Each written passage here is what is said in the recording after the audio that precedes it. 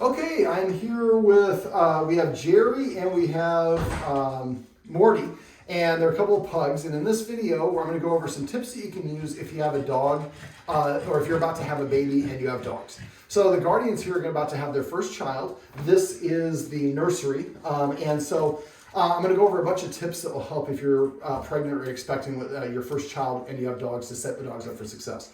So first of all, the nursery is a room that you need the dog to practice not going into, because when a mother and a baby are in there breastfeeding or changing poopy diapers or just snuggling or whatever it is, it's important for mother and child to have that time to themselves. A lot of times we have the dogs in there, we want the dogs with us all the time, and then the baby comes and suddenly the change happens. But we haven't conditioned or trained or prepared the dogs for it. So what I'd like the guardians to do is, I'm going to go over some exercises here, but I'm going to go over some tips first.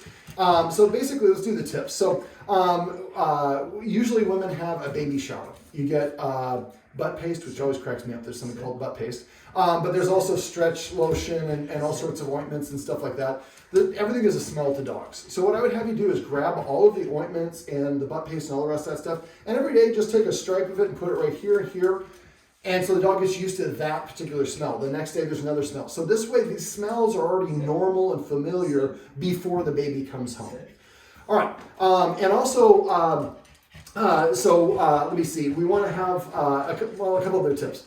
So the guardian here is going to have a C-section. So she's going to be in the hospital for a couple days. So if that's the case, it's very advisable to have a dog walker or somebody who's actually arranged and coming and walking the dog for like the week or two prior to your due date or your C date.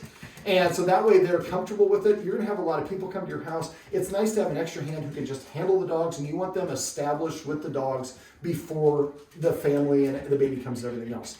Now, once the baby's born, what I want you to do is ask the nurses to get a washcloth and to wipe the baby down, not with the afterbirth, just not have to be that grody, but just to get the baby scent. So they should have their hands clean, wipe the towel around the baby, flip it over, wipe the other hand, and then put it in a Ziploc bag. Dad is going to take that Ziploc bag home, and we're going to introduce the baby to the dogs before the baby even arrives. So what we're going to do is we're going to have a handful of treats here, and make sure you don't mix them up because we don't want it to smell like it. And so this hand has the baby rag out of the Ziploc bag. So I would do this, there's two dogs here, so I do it one at a time. So put it out, let Jerry sniff it. As soon as Jerry sniffs it, give the dog a treat. And do that maybe twice or three times. And then what I would do is, if you know the baby's name, maybe we say, William, and then offer, and the dog sniffs it, and we give him a treat. So we can sneak the baby's name in. That's not super important, but not a bad thing to do. So basically what we're doing is we're introducing, so I smell the baby, it has pheromones in it, which is going to attract the, it's a different smell, and then it's followed by a treat. So when the baby actually comes in the house, the dog's like, oh, I know this smell. This smell is associated with treats.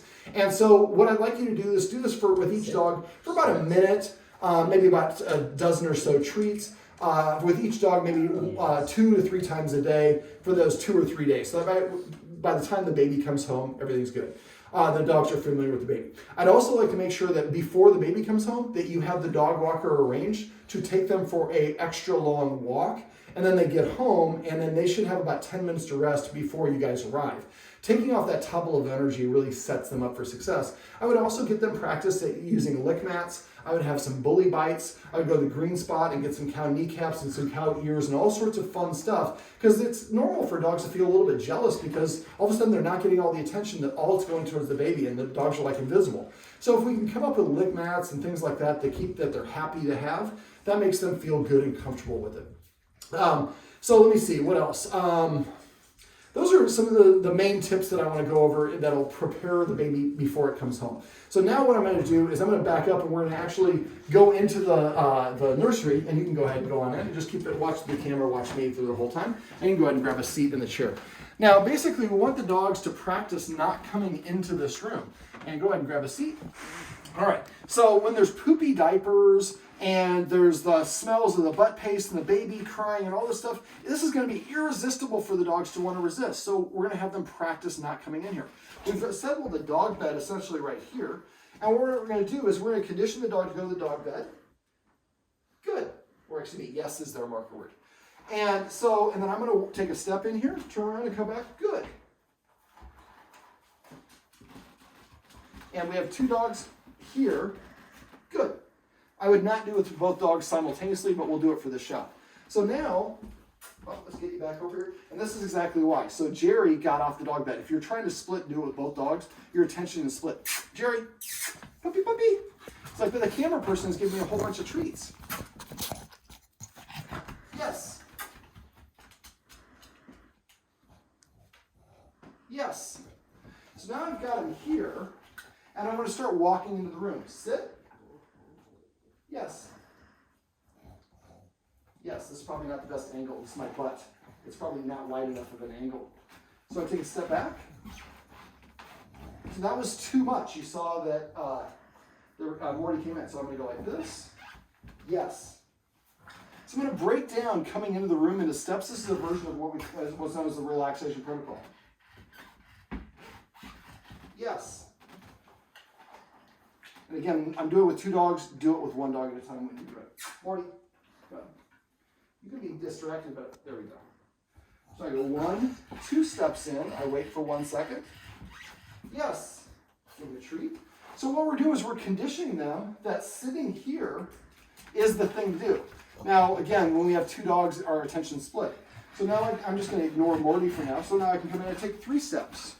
And I go back, and that was too much. Jerry came in. So don't reward him for that like I just did.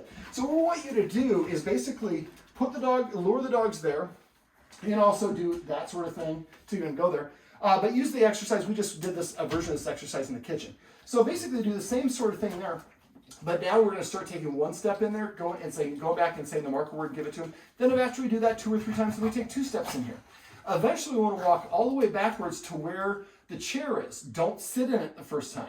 And then walk all the way back, say good, yes, and give him a treat, and then walk back a couple times. The next time, sit down, and then immediately get up and come over and give the dog a treat. You have to go very quickly. If you wait too long, the dog's going to come in here to see what's going on, and that kind of sets you back.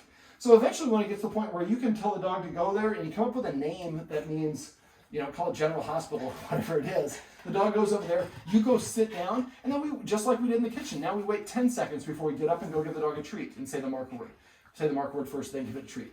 And then come and sit in there for 30 seconds, 60 seconds. Eventually, you'd like to get to the point where before the baby comes here, you can go sit in here and not say anything. You just walk in here, the dog just sits down here automatically, you sit down there. And I'd like you to spend some time in here a couple times a day, reading and gradually working that time up. At first, start off with, again, you sit down for a second, come over.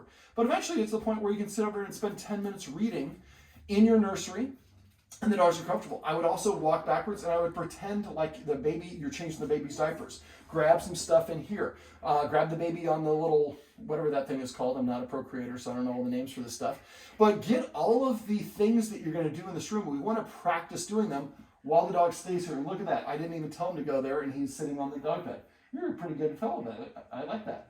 So by the time the baby comes, I've already met the baby. I've been exercised properly. We've already done some other stuff off camera that's going to help the dogs feel more secure. And I've practiced hanging out right here while my humans hang out in there, and I get rewarded for doing it. So I'm comfortable. When the baby comes, this is not a new thing. This is established behavior. Well, this is my buddy Morty. Can you see Morty? And Jerry's around somewhere. And these are some tips that you can use if you're expecting a baby and have a couple dogs.